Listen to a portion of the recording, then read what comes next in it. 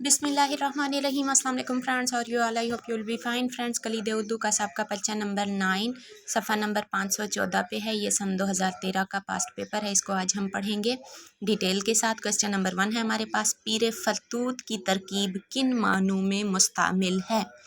तरकीब क्या होता है ये बता चुकी हूँ। अगर किसी को नहीं आता तो काइंडली वो दोबारा पूछ लिया करें, मैं हाजिर बताने के लिए। आप इस तरह से सिर्फ MCQs को रट्टा ना लगाएं, एक एक लफ्ज़ को समझें।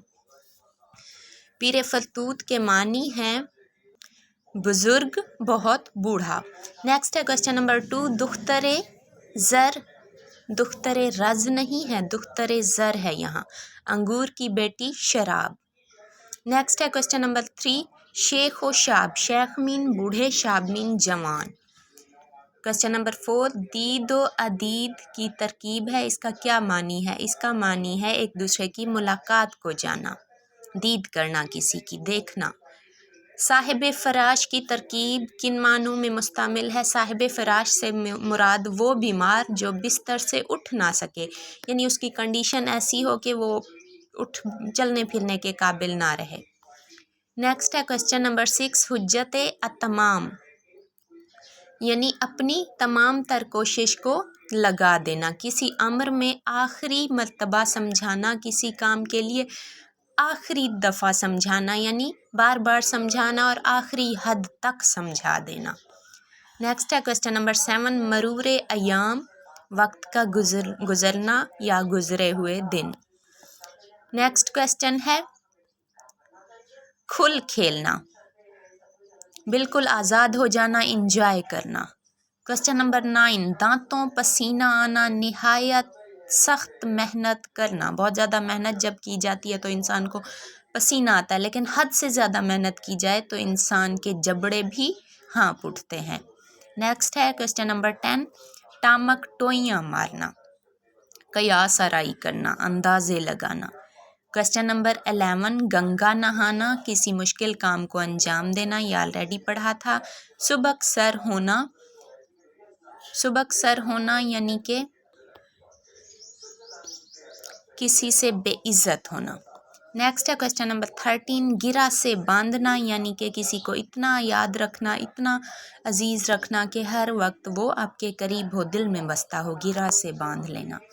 क्वेश्चन नंबर 14, हफ्त खां सर करना, ये भी ऑलरेडी पढ़ा हुआ है। निहायत मुश्किल काम अंजाम देना, गतरबूद करना, ये भी पढ़ा हुआ है। खलत मलत करना, खेत रहना, ये भी पढ़ा हुआ है। लड़ाई में मारे जाना, टाइम टाइम फिश, ये भी पढ़ा हुआ है। ज़बानी जमा खर्च, मगर नतीजा कुछ भी ना हो। धान पान होना, दुबला पतला होना। मुहावरा के लिए ज़रूरी है कि वो अपने मजाजी मानी दे। मुहावरा और रोज़मर्रा डिटेल से समझाए थे मैंने। रोज़मर्रा के मानी के लिए ज़रूरी है कि वो अपने हकीकी मानी दे। नमाजी का टक्का, इसका भी पढ़ा है। फेले बद की सज़ा ज़रूर मिलती है, D option is the correct answer. लफ्ज़ पहनावा, कवायद की रूह से इसमें हासिल मसदर है। ये डेली मैं कहती हूँ कि मैंने मसदर पे आप लोगों को लेक्चर देना है, और मैं ये लेक्चर शेयर करने के बाद 2 लेक्चर डेली शेयर करती हूँ ना, ये 2 शेयर करने के बाद फिर मेरे जहन से ये वाला तीसरा निकल जाता है, और आप लोग इतना गाफिल हैं कि आप लोग भी मुझे याद नहीं दिलाते, रट्टा लगा लेते हैं डेली। क्वेश्चन नंबर 23, हिज्जों के एतबार से कौन सा तलफ़ुज़ दुरुस्त है। ए ऑप्शन वाला चौधरी दुरुस्त है, और ये PPSC के पेपर नंबर 2019 में, पता नहीं कब कब का पेपर मेरी नज़र से गुज़रा था, उसमें आया हुआ था। क्वेश्चन नंबर 24, किसी मेडिकल कॉलेज के तालिब इल्म को डॉक्टर साहब कहना मजाज मुरसल है, ये भी पढ़ा चुकी हूँ। मेरा चांद आ गया, ये क्या है। इस्तारा है। इस्तारा में मुशाबिहत नहीं दी जाती, डायरेक्ट उसे चांद या बहादुर अगर कहना है तो शेर, खूबसूरत कहना है तो डायरेक्ट चांद कह दिया। अगर मैं कहूँ कि मेरा भतीजा चांद की तरह खूबसूरत है तो चांद से मुशाबिहत होगी, लेकिन अगर मैं डायरेक्ट कह देती हूँ कि मेरा भतीजा चांद है, मतलब दोनों का एक है। चांद की तरह खूबसूरत है या चांद है, दोनों का मतलब एक है, लेकिन की तरह के अल्फाज इस्तेमाल करके मैं मुशाबिहत दूंगी तो वो होगा तशबीह। लेकिन डायरेक्ट मैं कह देती हूँ कि चांद है तो वो क्या होगा, इस्तारा होगा। استعارہ یعنی مستعار لینا، ادھار لینا۔ چاند سے میں نے اپنے بھتیجے کی خوبصورتی کو بیان کرنے کے لیے چاند کا نام ادھار لے کے اپنے بھتیجے کو چاند کہہ دیا۔ نیکسٹ ہے کوسچن نمبر 26۔ آمد ہے کربلا کے نیستان میں شیر کی، اس مصرعے میں علم بیان کا کون سا قاعدہ استعمال ہوا ہے؟ آمد ہے کربلا کے نیستان، نیستان ہوتا ہے بانسوں کا جنگل، ایسا اجاڑ جنگل جہاں شیر، چیتے، جنگلی جانور رہتے ہوں۔ کربلا کے نیستان میں یعنی میدان کربلا میں شیر کی آمد ہے، امام حسن یا امام حسین رضی اللہ عنہ کی آمد ہے، یعنی وہ بھی شیر کی طرح بہادر تھے، انہیں ڈائریکٹ شیر کہہ دیا گیا ہے، تو یہ کیا ہوگا؟ استعارہ۔ 27 والا کوسچن بھی سمجھایا تھا میں نے، حسن یوسف، دم عیسیٰ اور ید بیضا کیا ہیں؟ تلمیحات ہیں۔ قطع کتنے اشعار پر مبنی ہوتا ہے؟ کم از کم 2 اور زیادہ سے زیادہ تعداد پر قطعاً نہیں۔ D option is the correct answer, یعنی زیادہ تعداد پر کوئی پابندی نہیں، جتنے بھی ہوں کم از کم 2 اشعار ہوں۔ کوسچن نمبر 29 ہے نسخہ ہائے وفا، یہ فیض احمد فیض کا مجموعہ کلام ہے، کلیات ہے۔ کلیات یعنی جس میں کل مجموعہ ہو، ان کا کل اثاثہ شاعری ہو۔ دیوان ہوتا ہے غزلوں کا مجموعہ، کلیات ہوتا ہے کل مجموعہ، تمام ان کا جو کلام ہوتا ہے اس کا مجموعہ۔ نسخہ ہائے وفا فیض احمد فیض کا شعری کلیات، اور یہ 1958 میں شائع ہوا تھا۔ حیات جاوید سوانح عمری ہے، سوانح عمری سے مراد کسی اور کی زندگی کا مکمل حال بیان کرنا، اس میں اس پر تنقید کرنا، یعنی اس کی خوبیاں، خامیاں، جو کی توں جو کچھ آبزرو کیا سب لکھنا، اس کی مکمل زندگی بیان کرنا۔ خاکے میں مختصر حال ہوتا ہے، جبکہ سوانح عمری میں مکمل ڈیٹیل ہوتی ہے۔ حیات جاوید سر سید احمد خان کی سوانح عمری ہے، اسے حالی نے لکھا تھا، سر سید احمد خان کے بارے میں ہے یہ۔ کوسچن نمبر 31 ہے آتش پارے، یہ منٹو سعادت حسن منٹو کا افسانوی مجموعہ ہے، اور یہ 1984 میں شائع ہوا تھا۔ آتش پارے سعادت حسن منٹو کا پہلا افسانوی مجموعہ ہے، ذہن میں رکھ لیجئے گا اس کو، اور اس کا دیباچہ بھی منٹو نے خود لکھا تھا۔ دیباچہ کیا ہوتا ہے؟ کسی بھی کتاب کے شروع میں جو تحریر ہوتی ہے، جس میں کتاب لکھنے کا مقصد، کتاب لکھنے میں کیا کیا مسائل درپیش ہوئے، یا کتاب لکھتے دوران انہوں نے کتنا وقت لیا، کتاب لکھنے میں کس نے کتنی مدد کی تھی، اور کتاب میں کیا کیا بیان ہے وغیرہ، مختصر سا اس کا حال ہوتا ہے، اسے کہتے ہیں دیباچہ۔ کل والے لیکچر میں ڈیٹیل سے سمجھایا تھا میں نے۔ اچھا، انٹرویو میں لاسٹ ٹائم سوال ہوا تھا کہ آتش پارے منٹو کی تصنیف کا دیباچہ کس نے لکھا؟ منٹو نے خود لکھا، اور انہوں نے دیباچے میں کیا لکھا؟ ایک بہت ہی ان کا معروف جملہ ہے جو اکثر انٹرویو میں پوچھا جاتا ہے، انہوں نے کہا تھا کہ اپنے افسانوی مجموعہ آتش پارے کے بارے میں منٹو نے کہا تھا کہ یہ دبی ہوئی چنگاریاں ہیں، انہیں شعلوں میں تبدیل کرنا پڑھنے والوں کا کام ہے۔ اچھا جی، نیکسٹ کوسچن ہے ہمارے پاس کوسچن نمبر 32۔ پنجاب میں اردو کے مصنف کون ہیں؟ حافظ محمود شیرانی۔ اچھا جی، اگلا سوال ہے، اب ساری تصانیف کے میں تعارف شیئر کروں گی تو آپ لوگ بہت بور ہو جائیں گے، اور لیکچر 3 گھنٹے کا ہو جائے گا۔ ڈیلی 2-3 تصانیف کو میں ڈیٹیل سے آپ کے ساتھ شیئر کرتی ہوں تاکہ آپ کو سنتے ہی یاد ہوتا جائے۔ 33 پہ ہے سوز وطن کس کے افسانوں کا مجموعہ ہے؟ سوز وطن پریم چند کا پہلا افسانوی مجموعہ ہے، اس میں 5 افسانے ہیں، اور یہ میں نے آپ لوگوں کو ڈیٹیل سے سمجھایا تھا۔ نیکسٹ ہے دست تہ سنگ، یہ کس کا مجموعہ کلام ہے؟ یہ فیض احمد فیض کا مجموعہ کلام ہے۔ اردو کی آخری کتاب ابن انشا کی تصنیف ہے، اور یہ پیروڈی کی بہترین مثال ہے۔ پیروڈی کیا ہوتا ہے؟ پیروڈی سے مراد کسی بھی شاعر کے شعر یا ایک شعر یا چند اشعار کو تھوڑا سا رد و بدل کر کے اس طرح سے تبدیل کرنا کہ ان میں مزاح پیدا ہو جائے۔ مثال کے طور پہ ایک شعر ہے، مجھے یاد نہیں ہے یہ کس کا ہے، شعر ہے کچھ یوں: شاید مجھے نکال کے پچھتا رہے ہوں آپ، محفل میں اس خیال سے پھر آ گیا ہوں میں۔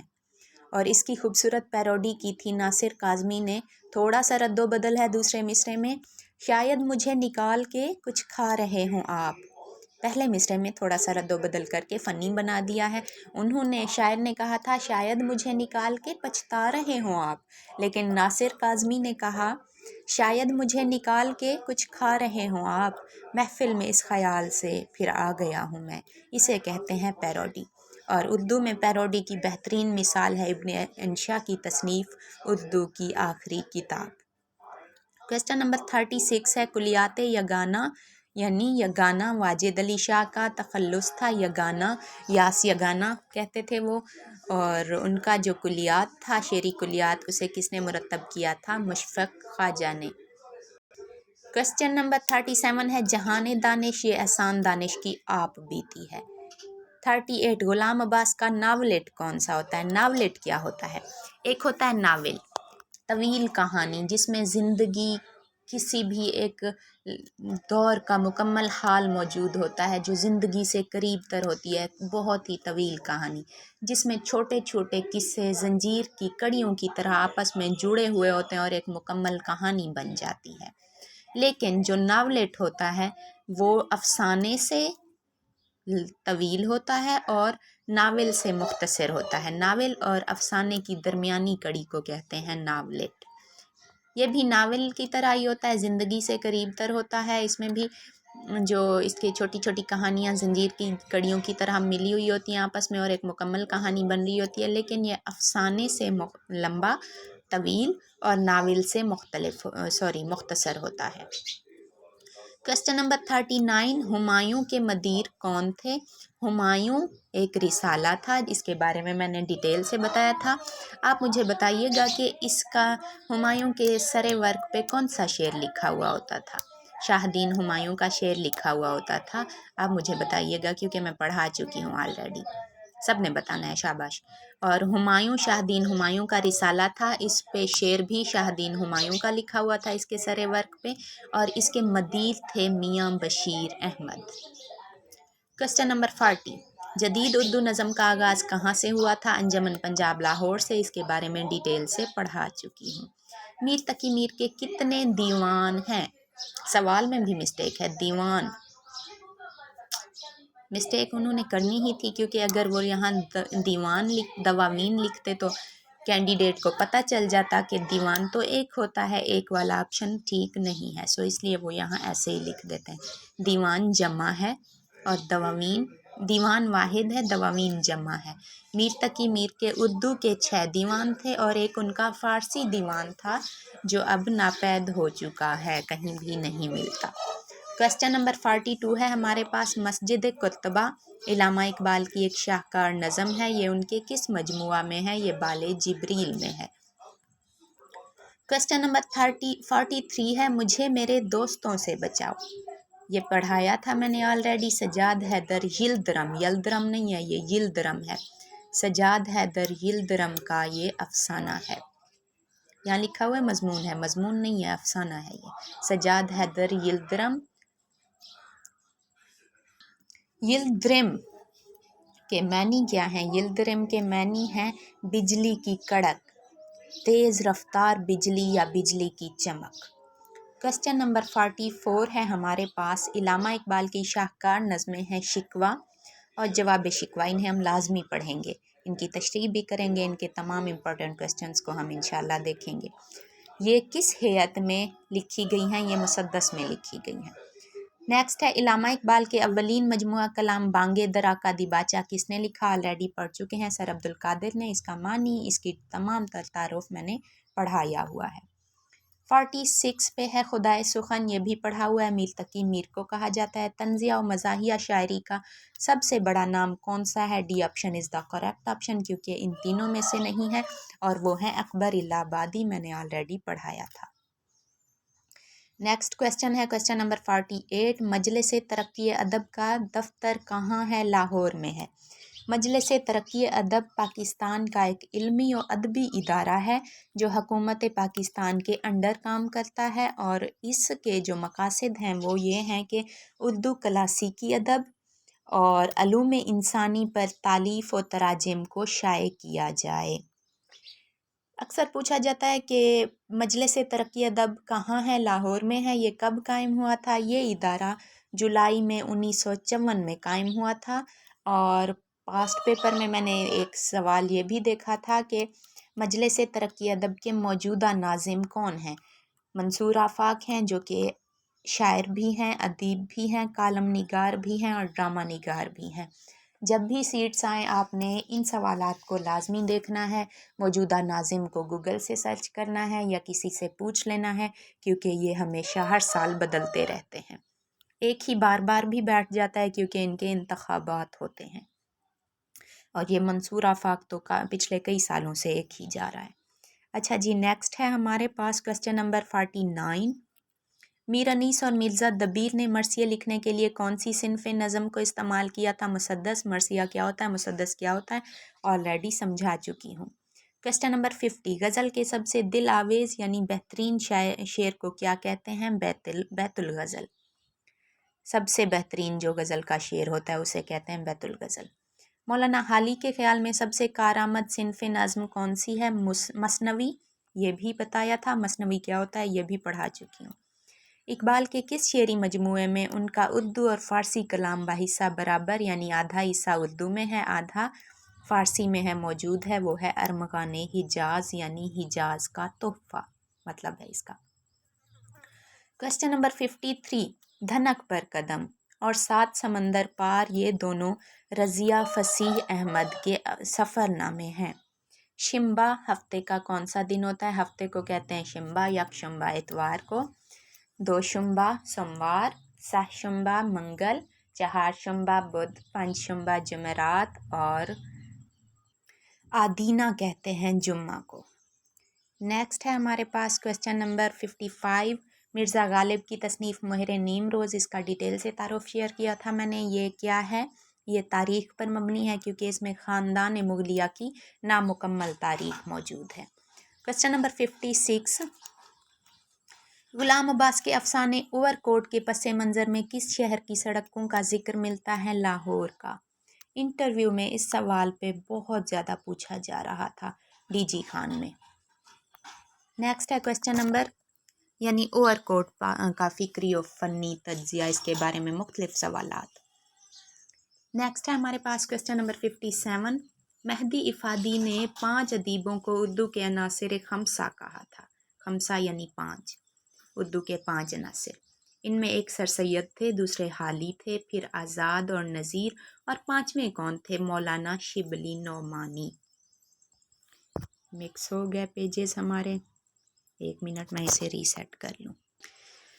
آگے ایک سوال شعر ہے ہمارے پاس 58 پہ، ایک ہوں مسلم حرم کی پاسبانی کے لیے، نیل کے ساحل سے لے کر تاب خاک کاشغر۔ یہ علامہ اقبال کا شعر ہے، اور کاشغر کس ملک کا شہر ہے؟ یہ چین کا شہر ہے۔ آئی ہوپ سمجھ آ گیا ہوگا، باقی سوالات نیکسٹ لیکچر میں شیئر کرتی ہوں۔ Thank you so much, take care, اللہ حافظ۔